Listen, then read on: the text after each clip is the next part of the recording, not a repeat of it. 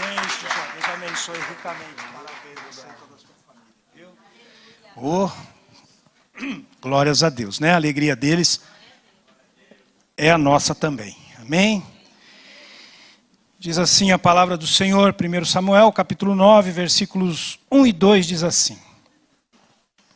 E havia um homem de Benjamim, cujo nome era Aquis, filho de Abiel, filho de Zeror, filho de Becorate, filho de Afias, filho de um homem de Benjamim, varão alentado em força.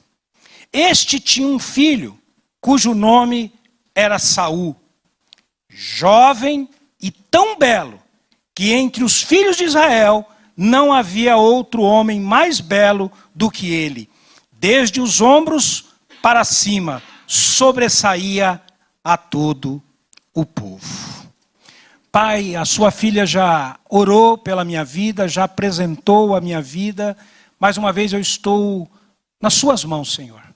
Senhor Espírito Santo, me usa da maneira e da forma que o Senhor quer. Não aquilo que eu gostaria de falar para a sua igreja, mas aquilo que o Senhor quer que a sua igreja ouça, em nome de Jesus.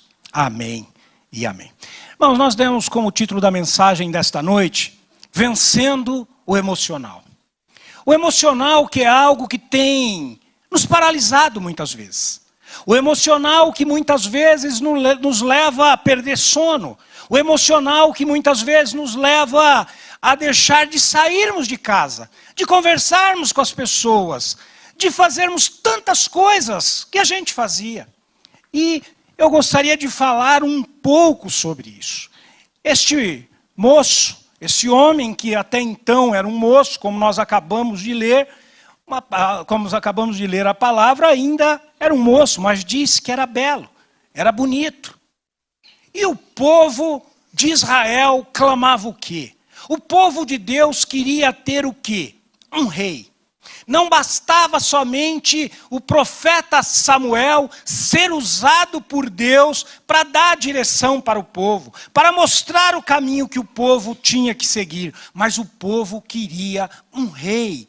E Deus entristeceu seu coração naquele momento. Primeiro, não poderia ser os filhos de Samuel. Samuel já está com uma idade avançada. Samuel também já está se preparando para deixar de ser um profeta, de voltar para a casa do pai. Mas infelizmente os seus filhos não seguiam o caminho do pai. Seus filhos não temiam a Deus como Samuel. Eles deixavam a desejar. E Deus já tinha os recusados e o povo também, mas o povo pede o quê? Um rei.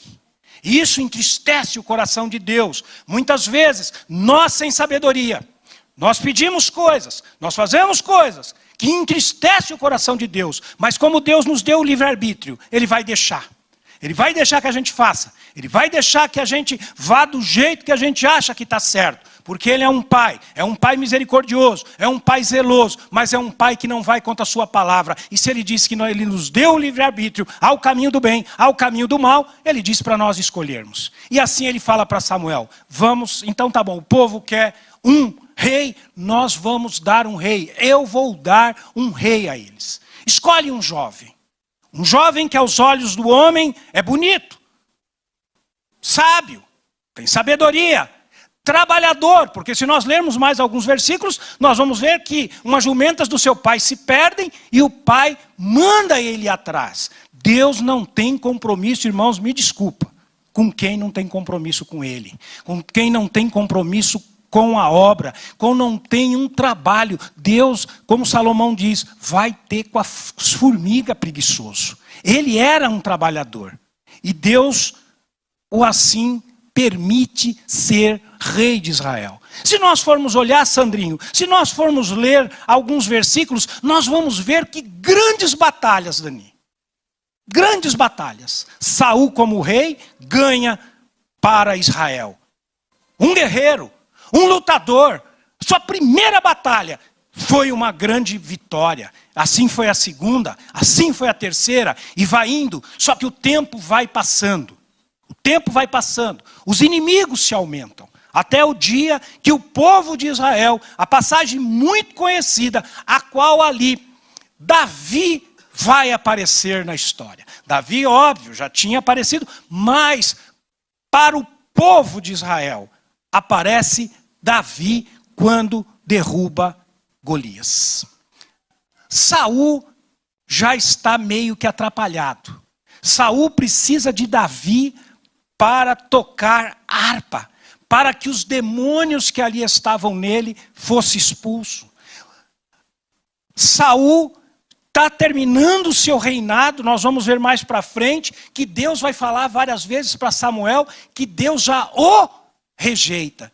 E eu pensando, orando, o que levou Paulo a Saul passar por isso, Gerard? O que levou Saul, que tem um início tão bom, ter um fim tão trágico? Um homem que era atormentado, um homem que não tinha paz, um homem que quando Samuel falta, ele procura uma feiticeira para que usasse, para que o espírito de Samuel falasse algo. Olha, o homem de Deus, para onde ele vem. E hoje, eu orando para compartilhar essa palavra com todos, pastor Ailton. A inexperiência. A inexperiência minha, sua, nos leva às vezes a tomarmos decisões erradas, a fazermos coisas erradas. Por isso que é sempre bom, a palavra diz, não é bom que o homem esteja só, não é bom que o homem viva só, se um cair não tem quem o levante. Irmãos, de nós pegarmos conselhos. Você que é jovem, você que está começando agora, você que casou agora, ou está namorando, ou está noivo, está se preparando para casar, não tenha vergonha de procurar alguém mais experiente, de conversar com alguém, independente da sua idade, porque às vezes também, irmãos, tem desafios para a minha vida e para a tua, que nós ainda não passamos. E se nós não pegarmos alguém para nos aconselhar, no caminho nós podemos cair. E é exatamente o que Saul vai fazer. A sua inexperiência faz com que ele perca o seu reinado. A sua comunhão com Deus. Tem coisas que eu já passei. Tem coisas que você já passou. Tem pessoas que ainda não passaram.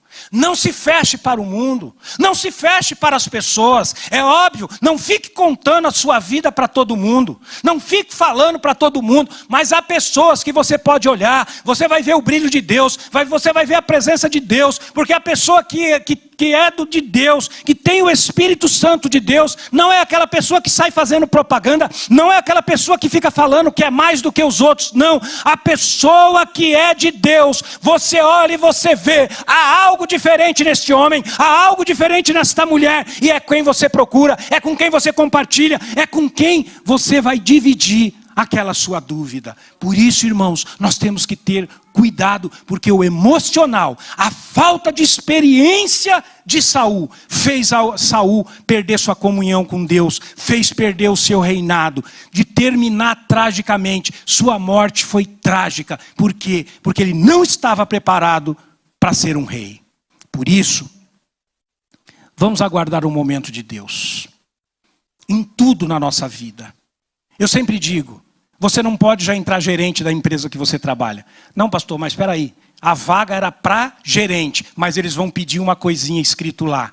Com experiência, Emerson. Não é sem experiência, porque a falta de experiência, muitas vezes, a gente faz destruir um casamento, faz destruir uma vida, faz destruir o emprego onde nós trabalhamos. Quantas coisas, por falta de experiência, você pode perder e eu posso perder. Mas vamos lá, vamos continuar. 1 Reis, capítulo 17, versículo 1 e 2, por favor, Gabriel. Então Elias, o tisbita, dos moradores de Gileade, disse a Acabe: vive o Senhor Deus de Israel, perante cuja face estou, que nesses anos, nem orvalho, nem chuva haverá, senão segundo a minha palavra. Depois veio a ele a palavra do Senhor dizendo, e a palavra todo mundo sabe, sai daqui Elias, vai lá para perto do ribeiro, lá tem água, lá os corvos vão te alimentar, lá não vai faltar nada. Irmãos, Elias, quando a gente olha, quando a gente fala sobre Elias, um homem de atitude, um homem que tinha comunhão com Deus, um homem ousado, um homem que orava, o fogo do céu caía. Ele dizia, não vai chover. Deus falava, então não vai chover. Você está dizendo, Elias, um homem que tinha intimidade com Deus. Só que o tempo vai passando. Por quantas coisas Elias passa? Por quantas lutas? Por quantas batalhas? Elias está aqui, foge daqui, vai para cá, fica aqui, bebe água aqui. E a Jezabel vai matar você. Vai lá na casa da viúva, lá ela vai te alimentar. O filho da viúva morre. Olha a pressão, olha a cobrança, olha como Elias está. Elias, aquele homem de Deus, aquele homem que foge de tudo e pede a morte. Mas se ele pede a morte para Deus, ele vai para a caverna e pede a morte. O que Jezabel queria fazer com ele? E por que ele fugiu? Ele não queria morrer? Ele não pediu para Deus que ele queria morrer? Ele não queria morrer. Na verdade, não era isso que ele queria. Mas sabe o que é isso, irmãos? E eu recebi, semana passada, eu recebi no meu celular uma mensagem. E ela dizia que tem hora que nós temos, Joel, que afiar o nosso machado. O que significa isso?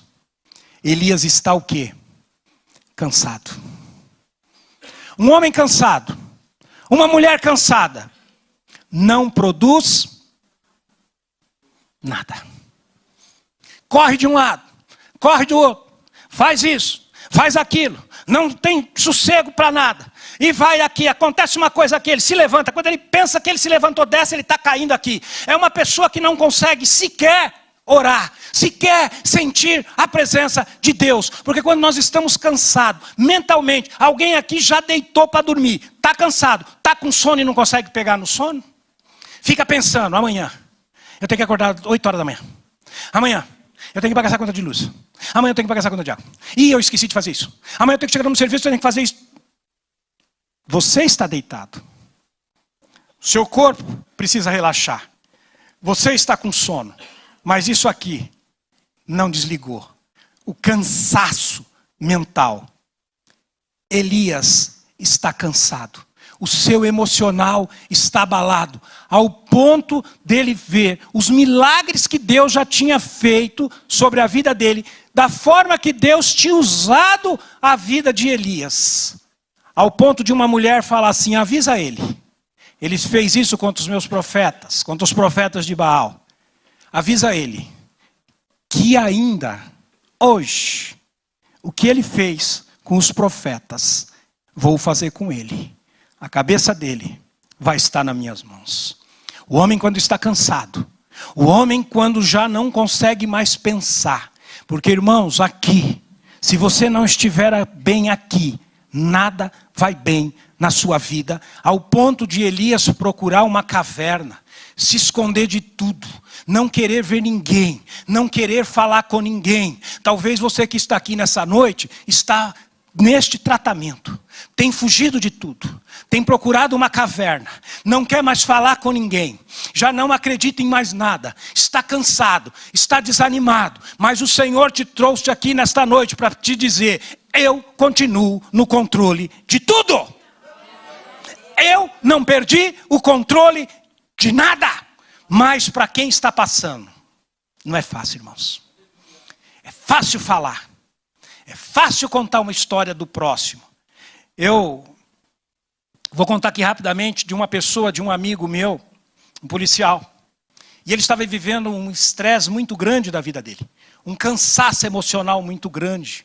Mas ele estava assim, ao ponto de começar a imaginar coisas que não estavam acontecendo. Um dia ele começou a dizer que todo mundo estava perseguindo ele, queriam matá-lo. Um dia ele estava indo para um aniversário numa chácara no interior. Quando ele sai do prédio onde ele mora, ele vê, Luciano, uma moto parada na frente de uma casa, Quinho. Na frente de uma casa. Ele disse assim, pastor Ailton, este cara está me perseguindo, pastor Luiz. Mas a moto está vazia, não tinha ninguém. Ele disse assim, o cara está de longe. Aonde ele está? Ele está esperando eu sair daqui para me seguir. Ele entra no carro, está com a família, ele vai embora, olhando para um lado, olhando para o outro. Todo motoqueiro que passa, ele diz, é aquele que estava parado perto da minha casa. Ele continua, ele sai de Guarulhos, ele vai até Santa Isabel. Quando ele chega na saída de Santa Isabel, por acaso, tem um motoqueiro que está parado. Olha, irmãos, ele sai de Guarulhos e vai para Santa Isabel. Há um motoqueiro que está parado, acho que esperando alguém, não sei o quê. Quando o carro passou, o motoqueiro vai o quê? Normal, ia atrás. Ele disse, esse cara está me perseguindo. Esse cara está me perseguindo. Esse cara quer me matar. Ele parou o carro. Ele esperou. O motoqueiro foi embora. O motoqueiro não queria nada com ele. Não tinha nada a ver. Não conhecia. Não sabia nem quem ele era. Ele continua. E ele diz para a esposa, eu estou, pastor Alex, sendo perseguido. Alguém quer me matar. E ninguém estava o perseguindo. Ele chegou no sítio, num churrasco. Perdeu o dia porque ele não conseguiu fazer nada.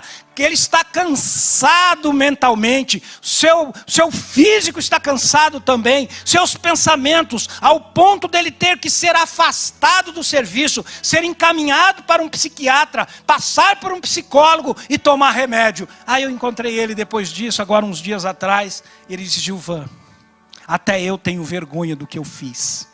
Eu conversava com o psicólogo dizia, mas o que te leva a pensar isso? Ele falou, não sei, vai daqui. Hoje ele entendeu que ele não tirava umas férias há muitos anos trabalhando direto em 2 trabalhos. Saía de um, ia fazer bico no outro. Saía do outro, ia para o outro. Irmãos, precisamos ganhar dinheiro? Sim ou não? Precisamos pagar a conta? Precisamos comprar o comer, o beber, o vestir? Mas mais importante do que tudo isso é a sua vida. Porque não adianta você ou eu trabalhar feito um desesperado. Amanhã fechamos os olhos. Nem tempo de desfrutar aquilo que você tanto lutou, Roberta, para ter. Muitas vezes, Lídia, não dá tempo, Maicon, de desfrutarmos o que conseguimos.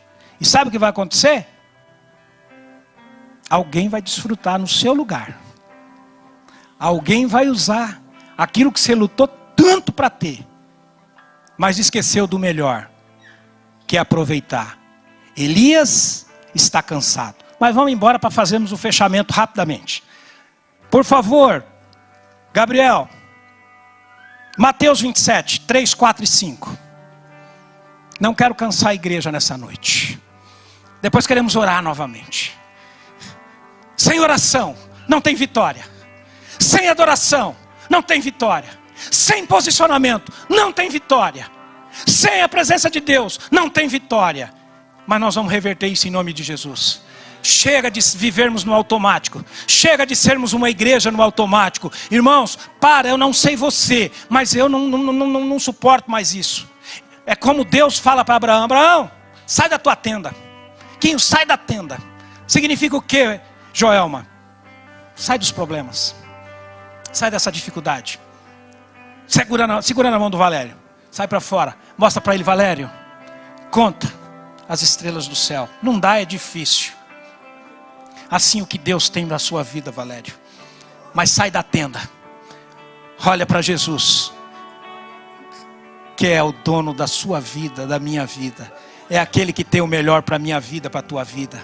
Aquele que quer realizar sonhos e projetos na sua vida. É aquele que tem saudades daquele músico, daquele tocador, daquele que orava, daquele que conhecia muitos homens. Não era de falar, não. Não era de pegar um microfone, não. Mas sempre um homem de Deus.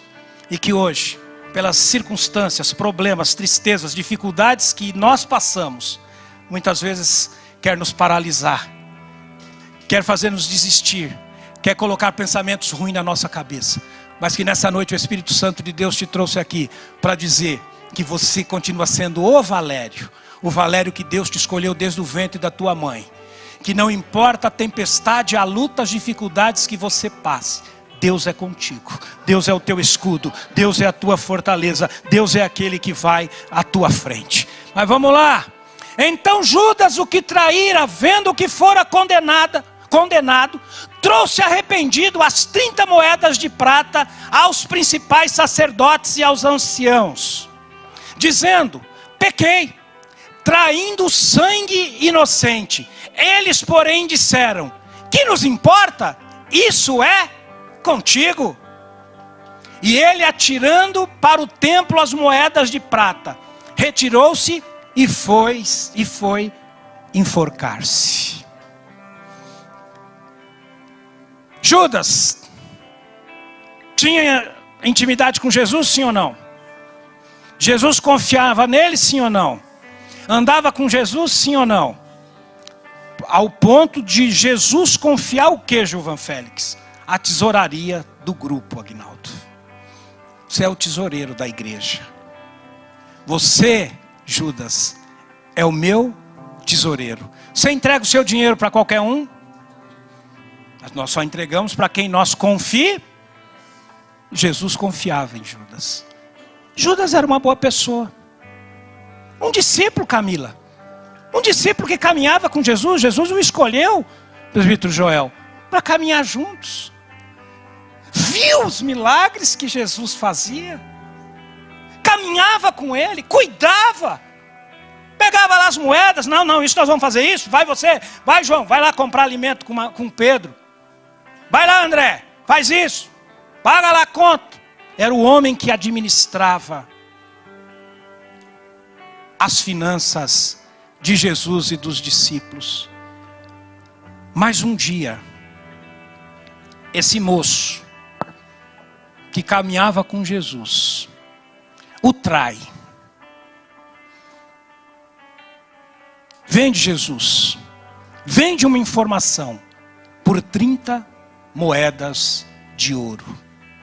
E por quê? É a pergunta. O seu emocional não está bem. Judas está confuso. Porque Sueli, diziam que o Messias viria, mas todos esperavam o quê? Um guerreiro. Como foi Davi? Como foi Josué? Como outros homens de Deus? Eles esperavam um que manejasse bem a espada. Um homem de guerra, Cláudia. De repente, vem um que olha para mim e para você e diz: aonde estão teus acusadores? Porque cada um de nós temos uma história. Cada um de nós que estamos sentados aqui nesta cadeira, começando por mim, que nesse momento estou em pé, tem uma história. Não tem bonzinho aqui não.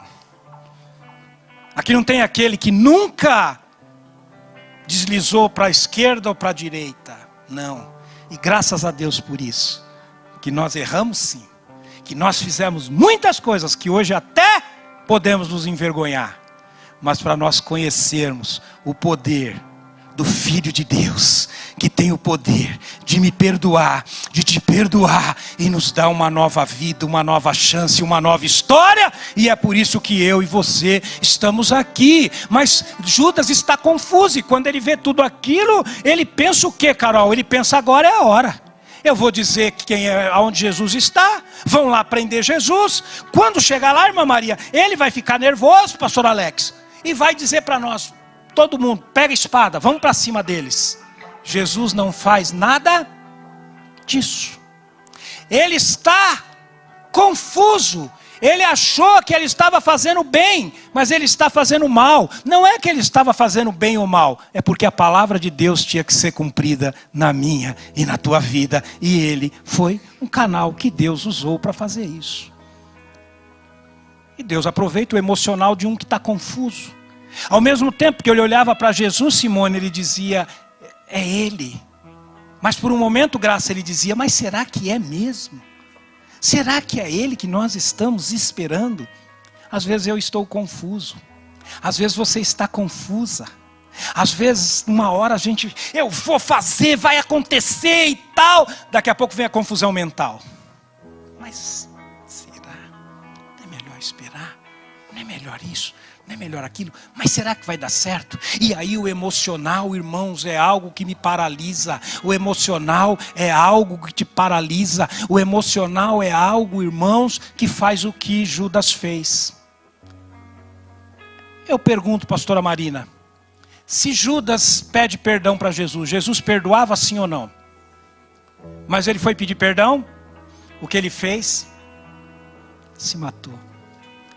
Uma pessoa que tira sua própria vida, Viviane, É a pessoa que ela chega, Cláudia, no final de tudo ela diz: a minha vida não tem mais jeito, não tem mais sentido, eu não vou conseguir mais nada. Eu sou um peso para a sociedade, eu sou um peso para a minha família, eu não vou conseguir fazer mais nada. A única forma que tem, Denise, de eu melhorar, de eu vencer, é tirando a minha própria vida. A pessoa que se joga debaixo de um carro, a pessoa que toma um veneno, a pessoa que corta o seu pulso, a pessoa que dá um tiro na sua própria cabeça, é que ela está dizendo: eu não tenho mais não tem mais esperança, não tem mais fé. E ela acha que nada mais, Priscila, vai, irmã Conceição, acontecer na vida dela. E por que ela faz isso? Porque o seu emocional, Danilo, está abalado. Temos pessoas aqui que trabalham na saúde. Temos pessoas aqui que são psicólogas. Pessoas aqui que têm um trabalho com pessoas. E hoje vê que o grande desafio são os pensamentos das pessoas. O emocional da pessoa. Pessoa que chega com uma dor: doutor, eu estou com uma dor, eu estou com uma dor. A dor não é no físico, é na alma. Mas que essa dor desenvolve dor no físico. A dor no físico, você toma um remédio, você toma uma injeção e logo aquilo para. Mas quando é aqui, a luta ela é grande, a batalha ela é grande. E Deus te trouxe aqui hoje, nesta noite, para dizer a você: se você está passando por isso e alguém tem te chamado de fraca ou de fraco, está repreendido. Você não é fraca e você não é fraco. Só você sabe o que você está passando. Só você sabe os gigantes que todo dia você tem lutado para vencer, para levantar cedo da cama, para pôr uma roupa, porque muitas vezes nem lavar o rosto, nem escovar os dentes você quer, nem tomar um café você quer, nem sair você quer, nem conversar com alguém você quer. Você está totalmente cansado, oprimido, confuso, sobrecarregado. Mas eu tenho uma boa notícia para te dar. Jesus diz: vinde, todos os cansados e oprimidos. Aqueles que muitas vezes dentro da sua casa, tantas batalhas, tantas lutas, tantas palavras que te ferem, tantas palavras que te machucam, quantas palavras que às vezes você diz: eu nunca ouvi isso, eu não saí de dentro da casa do meu pai, eu não saí de dentro da casa da minha mãe para escutar isso, para passar por isso. Mas o seu advogado Jesus Cristo não te abandonou. O seu advogado Jesus Cristo, ele diz: vinde a mim e trocai comigo o meu fardo, que é leve e suave. Mas Judas andou com Jesus, mas Vitor, ele não teve a intimidade que ele precisava ter. Ele não entendeu que se ele tivesse pedido perdão, como Pedro pediu, Jesus daria o perdão a ele, Mateus. Mas Judas, ele se sente, aquela confusão mental nele, no seu emocional, o desgastou tanto, ao ponto, José Vicente, dele chegar e dizer: minha vida não tem mais sentido, não tem mais significado. Eu traí o Filho de Deus e eu mereço a morte. Ele se arrepende, mas vai falar com a pessoa errada. Quando ele chega lá, dizem para ele: o que nós temos com você? Já te pagamos, Keila. Vai, pega o dinheiro e área. Vai embora, Edson. Acabou. Ele esqueceu que aquele que tem o dom do perdão, do amor, com certeza iria perdoá-lo. Mas naquele momento, Luciana, acabou o sentido da vida dele. Ele disse: eu não tenho mais sentido de viver. Eu até entendo. Não estou aqui criticando, porque eu acho que foi um momento tão crítico de Djalma, ao ponto... Você aqui já machucou um amigo seu que você gostava muito, ou você gosta, ou uma amiga, ou o marido, ou a esposa, ou alguém que às vezes você errou. Eu já errei. A gente tem até vergonha de olhar para aquela pessoa. A gente não sabe como aquela pessoa vai nos encarar. Mas nós temos que encarar. E Judas está desesperado. Ele diz: o que eu fiz? Jesus confiou em mim. Eu era o seu tesoureiro. Eu caminhava com ele. Eu vi ele dando visão a cego, coxo andando. Eu vi mulher que ia ser apedrejada. Ele perguntar quem não tinha pecado, que atirasse a primeira pedra. Ele perdoou e disse àquela mulher: vai, não peques mais. Eu vi aquela multidão sendo sustentada com poucos pães e peixes. Eu estava no barco quando a tempestade chegou. Ele viu tantos milagres. Ele disse: eu traí o Filho de Deus. E ele diz: só tem um jeito, a morte. Jesus está dizendo para pessoas que estão aqui: a última palavra é dele, hein? A última palavra é dele. Abandone esse pensamento em nome de Jesus. Abandone esse pensamento agora. Esse pensamento que às vezes tem vindo à sua mente. Abandona ele em nome de Jesus. Abandona ele em nome de Jesus. Que ele é contigo. Ele é na sua vida. E ele fez tudo isso. Se matou. Porque ele estava muito confuso. Emocionalmente. Ele não sabia para que lado prosseguir. Mas vamos em frente. Por favor, João 21:3, Gabriel. João 21:3. Disse-lhe Simão Pedro: vou pescar.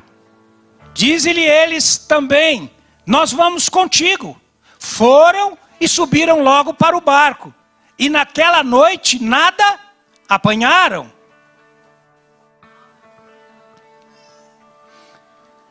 Por favor, Marcos 16:7.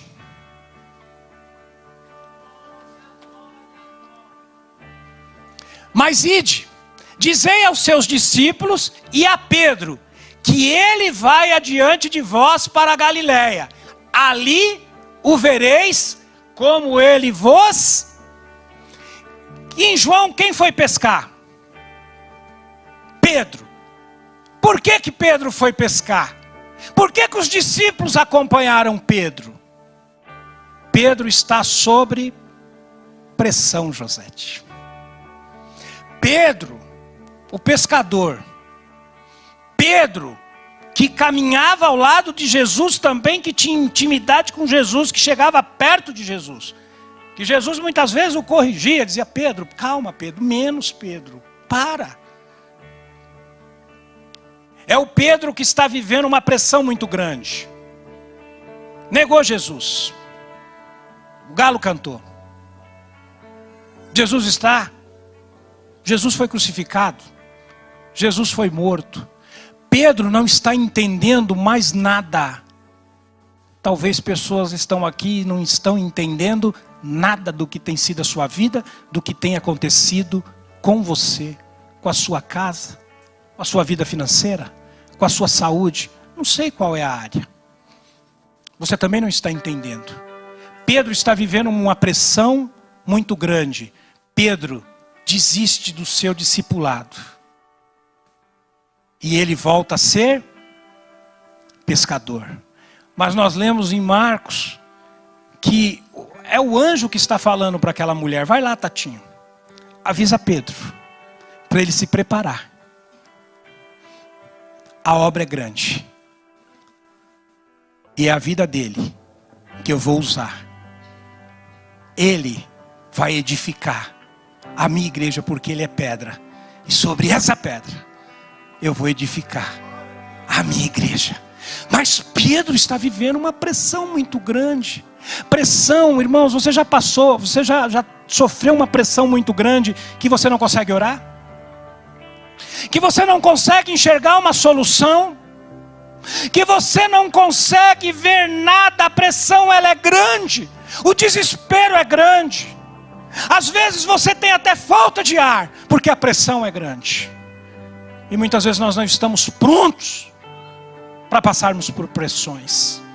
Pressão do dia a dia, pressão da família, cobrança disso, cobrança daquilo. Te cobra no serviço, te cobra em casa, te cobram na igreja, te cobram no bairro onde você mora, te cobram tudo, tua família te cobra. Parece que você não tem vida. Todo mundo só faz o seguinte: é pressão, é pressão, é pressão. E faz isso, e faz aquilo. E por que você fez isso? E por que você não fez aquilo? E por isso, e por que aquilo? Pedro está vivendo uma pressão muito grande. Porque os discípulos olham para ele e dizem: Jesus se foi, Pedro, e agora? As pessoas encontram Pedro na rua e dizem: Jesus morreu, Pedro, você era um discípulo dele. E agora? O que vai ser, irmã Rosa? Pedro está vivendo uma grande pressão. Mas Pedro vai pescar. Mas Jesus, aquele que começou a boa obra na minha vida e na tua vida, Ele não desiste de mim, Ele não desiste de você.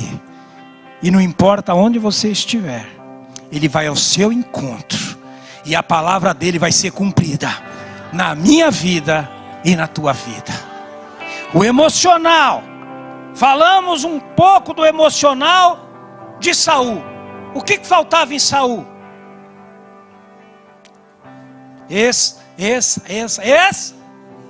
Experiência. Elias tinha intimidade com Deus, mas ele estava cansado.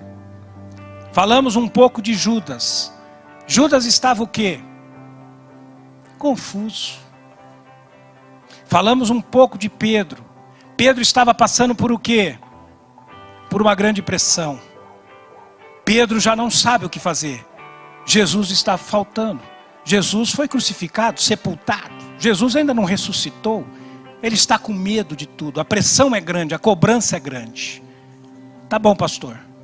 O senhor falou tudo isso. Legal, e agora? Psicóloga Lúcia. Né? E agora? Porque se eu vou lá, passo pela psicóloga, a Lúcia fala tal, eu falo: tá bom, Lúcia, mas e agora? Tá bom. Porque eu quero que a psicóloga me fale algo, o psicólogo me fale algo. Tá bom, eu sei que eu errei aqui, eu fiz isso, tal, preciso tomar o remédio, tal. E ela vai, pelo estudo que ela teve, pela sabedoria, pelo entendimento, pela profissão dela, ela vai mostrar um caminho. E hoje eu quero compartilhar um caminho também, pelo Espírito Santo de Deus. Qual é o caminho? Meu emocional tá bom, pastor, eu já detectei algumas coisinhas que o senhor falou aí, Ivone, eu consegui detectar. Mas agora me ajuda então a passar por essas coisas. Êxodo 20, 9, 10 e 11, por favor.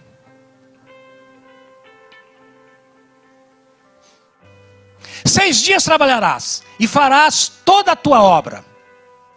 Mas o sétimo dia é o sábado do Senhor, teu Deus. Não farás nenhuma obra, nem tu, nem teu filho, nem tua filha, nem o teu servo, nem a tua serva, nem o teu animal, nem o teu estrangeiro que está dentro das tuas portas. Porque em 6 dias fez o Senhor os céus e a terra, o mar e tudo que neles há. E ao sétimo dia descansou. Portanto abençoou o Senhor o dia do sábado e o santificou. Marcos capítulo 2, versículos 27 e 28. Marcos 2. E disse-lhes: o sábado foi feito por causa do homem, e não o homem por causa do sábado. Assim, o Filho do Homem é até do sábado o Senhor. Amém? Você entendeu? O que o Senhor está dizendo? Que o sétimo dia é para descansar.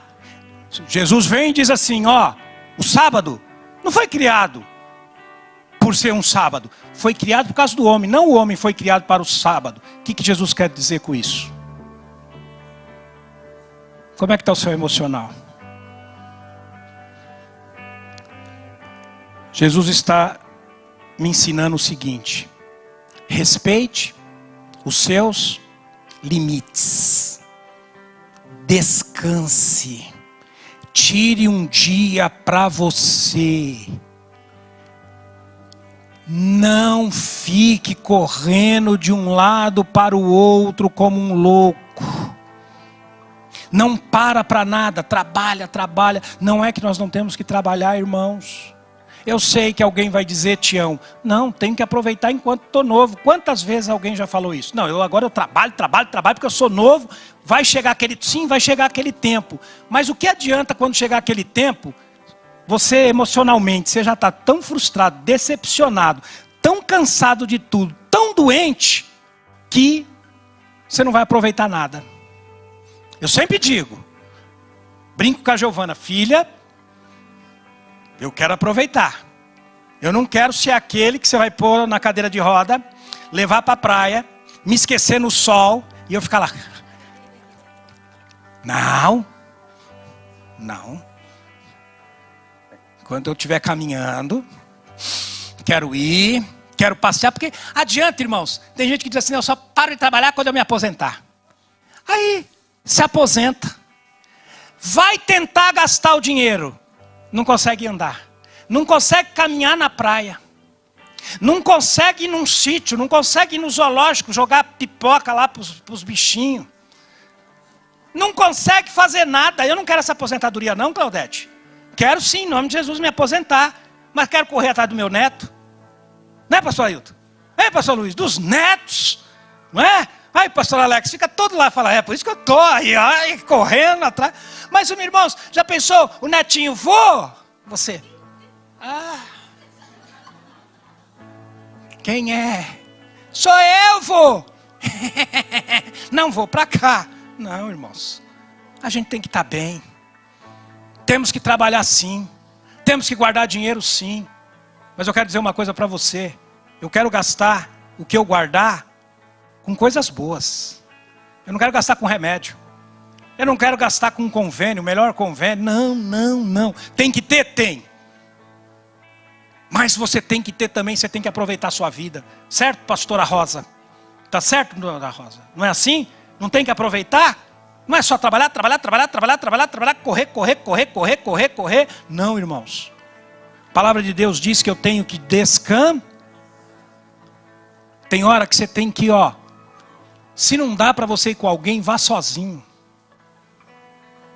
A cada 3 meses, quem aqui tem o seu dia? Responda para você mesmo, não precisa responder para mim, né, Beli? Fica chato querer saber da vida das pessoas. Responda para você mesmo. Mas tem alguém aqui que a cada 90 dias tem o seu dia? Pastor, o que é ter o meu dia? Irmãos, o nosso descanso, você vai viajar, você leva quem junto? Você leva a esposa, você leva os filhos, você leva o papagaio, você leva o Fred, você leva isso, você leva aquilo, não é verdade? Você leva todo mundo, às vezes você fica mais cansado. Mas você está descansando com a família, é gostoso. Você já viu, irmãos, quem aqui já chegou de viagem e disse, como eu estou cansado? Você ficou uma semana viajando, Andrei. Aí quando você chega em casa, você diz, estou cansado. Acho que amanhã eu não vou nem trabalhar de tão cansado que eu estou. Você ficou uma semana aproveitando o feriado, descansando. O que é ter um dia seu? Sabe aquele dia que é seu, para você fazer o que você quer. Aquele dia, sabe? Que às vezes a gente fala coisa aqui, os irmãos escutam e falam, nossa, que isso, pastor, que horror. Mas vamos supor, você gostava de jogar bolinha de gude. Hoje você já está aí, passou dos 40 anos de idade. Mas de repente, olha lá você, aquele dia jogando bolinha de gude com o seu neto, com o seu filho, com alguém, pronto. Você, irmã, que gostava do quê? De brincar de boneca. Vão chamar você de louca, mas tudo bem. Por isso que eu digo, o dia é seu, faça sozinho, faça o que você gosta. Faça o que você gosta, tira o dia, irmãos. Gosta de pescar, vá pescar. De preferência sozinho, porque os outros ficam falando, né? E quem pesca, eu não sou muito chegado em pesca, mas quem pesca não gosta que o outro fique. Vai. Quer ir no parque, vai no parque. Quer ir nadar, vai nadar. Tenha o seu dia. Tenha o seu dia para repor suas energias, para você descansar, para você fazer aquilo que faz tempo que você não faz. Sabe por quê? Porque a gente tem vergonha. Você tem vergonha de sair na chuva. Se lembra quando a gente era criança, chovia, todo mundo corria, Joel, todo mundo se molhava. Vilma, vem aqui por favor. Todo mundo se molhava, todo mundo corria. Vem, Vilma. Todo mundo, né? Aí às vezes você tem vergonha. Não, por isso, irmãos, tem coisa que às vezes eu faço. Lógico, por que às vezes eu não faço perto dos irmãos? Paulo disse, se comer carne escandaliza o teu irmão, não coma perto dele não. Porque às vezes você deixa de ser o pastor. Por que as pessoas respeitam aquele pastor que não tem proximidade? O ministério grande, que o pastor é aqui, o membro é lá. Não tem contato, pastor Ailton, não tem contato, pastor Luiz, não tem contato, pastor Alex. Não vão na sua casa, você não vai em festa com ele, você não vai em churrasco. Ele é o cara. Você olha para ele pregando, você fica... Porque você não tem intimidade com ele. Mas se você vê o pastor jogando bola, você já fala... não é de Deus, dá. Você vê o pastor brincando, jogando um dominó, o pastor foi ao teatro, o pastor foi no cinema. A gente já não olha mais o pastor com aqueles olhos, o pastor deixou de ser pastor. Então por que muitas vezes o pastor tem que ir para bem longe de tudo? É para pecar? Não. É para fazer algo errado? Não. É para ele sair andando na chuva. É para ele gritar. É para ele fazer algo que ele se sente bem também. Não é pecar. Entenda o que eu estou falando. Mas que talvez se alguém ver vai escandalizar. Então você vai fazer o que? Longe. Irmãos, deixa eu falar uma coisa para vocês. Viva. Aproveite a sua vida em nome de Jesus. Às vezes, irmãos, eu acho que eu, Gi, amadureci cedo demais. Pelas dificuldades, pelas circunstâncias, sendo o filho mais velho, tinha que trabalhar, tinha que ajudar. E às vezes, irmã Edna, sempre fui muito carrancudo, muito crítico. Era difícil às vezes alguém me ver, às vezes, pastora Teresa, sorrindo. Até com medo do que as pessoas iam falar. Nossa, só dá risada esse homem. Depois de pastor então, aí pronto, aí que... Só que aí eu fui vendo, fui lendo a Bíblia, Jesus foi me ensinando umas coisas. Porque é assim, irmãos, não adianta você querer ser melhor do que todo mundo, achar que... Não, ó, eu como feijão e arroz como você. Eu erro como você. Eu choro como você, às vezes eu estou com medo como você, às vezes eu estou sentindo solidão como você, às vezes eu estou me sentindo a pior pessoa do mundo, às vezes eu estou me sentindo sozinho como você também. Mas nós temos o Espírito Santo de Deus, nós temos Jesus. Então deixa eu falar uma coisa para você, aproveite enquanto há tempo, porque o tempo passa rápido e a idade chega. Aí você vai visitar alguém no hospital, a pessoa diz, se Deus me der a oportunidade de sair daqui, eu vou comer tal coisa, eu vou fazer tal coisa, eu vou isso.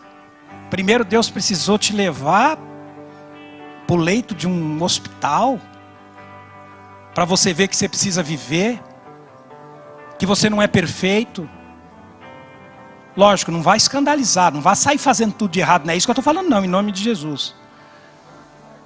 Viva, porque às vezes as pessoas que ficam do teu lado, nossa mãe, a senhora fez isso? Nossa pai, o senhor fez isso? Nossa não sei quem, você fez isso? São os primeiros também que vão te abandonar quando você mais precisar.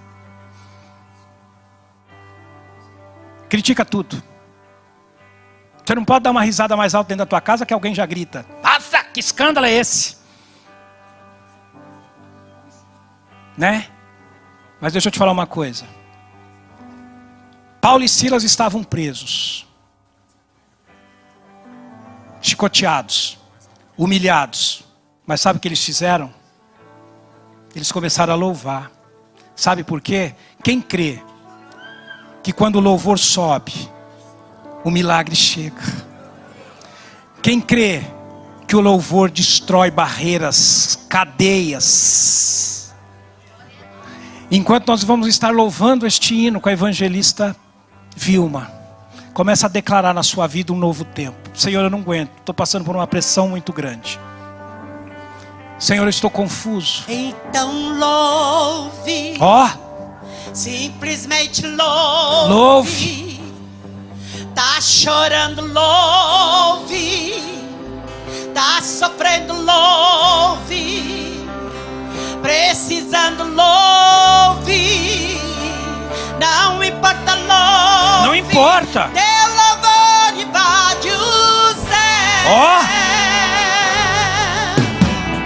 Deus vai na frente, abrindo caminho, quebrando quebrando as correntes, tirando os espinhos, ordena os anjos pra contigo lutar. Ele abre as portas pra ninguém mais fechar. Ele trabalha pra que nele confia, caminha contigo de noite ou de dia. Erga suas mãos, sua bênção chegou. Começa a cantar com muito louvor, com muito louvor, com muito louvor, com muito louvor.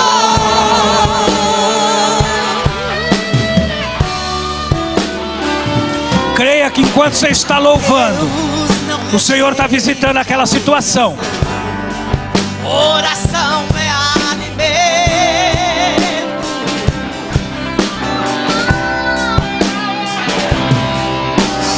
Nunca vi um justo sem resposta ou ficar no sofrimento.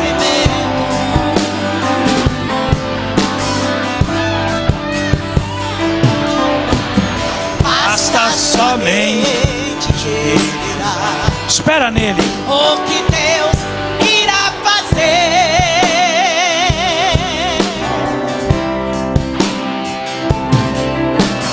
Quando Ele estende a tua mão, é a hora de vencer. Toma posse da sua bênção, da sua vitória. Louve, simplesmente louve.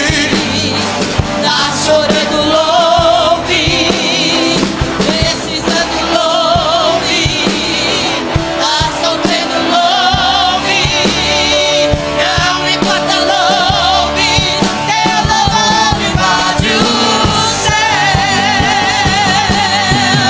Deus vai na frente, abrindo o caminho, quebrando as correntes, tirando os espinhos, ordena os anjos pra contigo lutar. Ele abre as portas pra ninguém mais fechar. Ele trabalha pra quem nele confia, caminha contigo de noite ou de dia.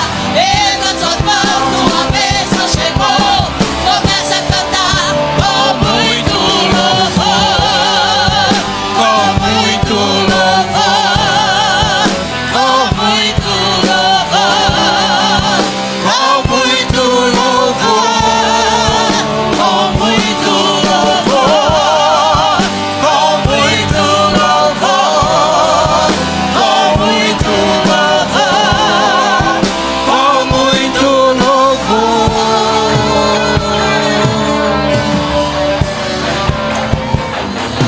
Próximo à meia-noite, Silas e Paulo louvavam.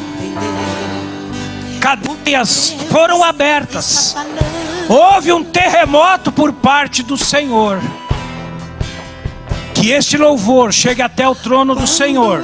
Ele fica em silêncio. Que nessa noite enfermidades sejam quebradas em nome do Senhor Jesus e que você possa receber a cura em nome de Jesus. Que aquela tristeza, que aquela palavra no mundo espiritual contra a sua vida, nessa noite está sendo quebrada em nome de Jesus. Todo medo, toda angústia, toda tristeza, todo pânico, tudo que não vem do Senhor, quebra nessa noite sobre a sua vida em nome de Jesus. Ele está trabalhando em prol da minha e da tua vida. Diga, basta somente esperar. Espera mais um pouquinho. Deus irá fazer. Aleluia. Quando Ele fica em silêncio, é a hora de vencer. Vamos vencer em nome de Jesus. Louve, simplesmente louve. Tá chorando, louve. Precisando, louve. Tá sofrendo, louve. Não importa, louve.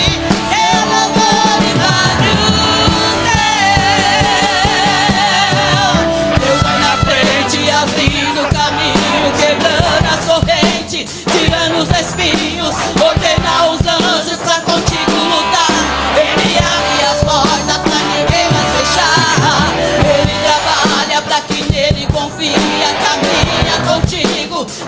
noite e dia. Erga suas mãos, sua bênção chegou. Comece a cantar Com muito louvor, com muito louvor, com muito louvor, com muito louvor, com muito louvor, com muito louvor,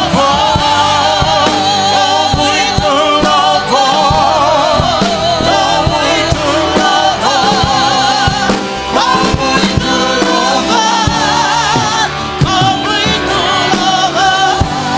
O louvor confunde o inimigo. Nesta noite ele está sendo confundido.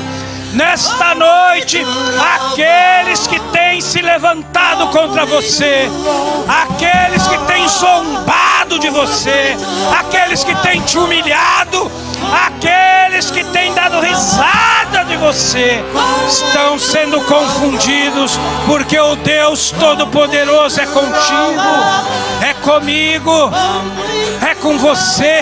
Rabash, querer, calarabás, calarabarabarabarabarabás, querer, calarabás,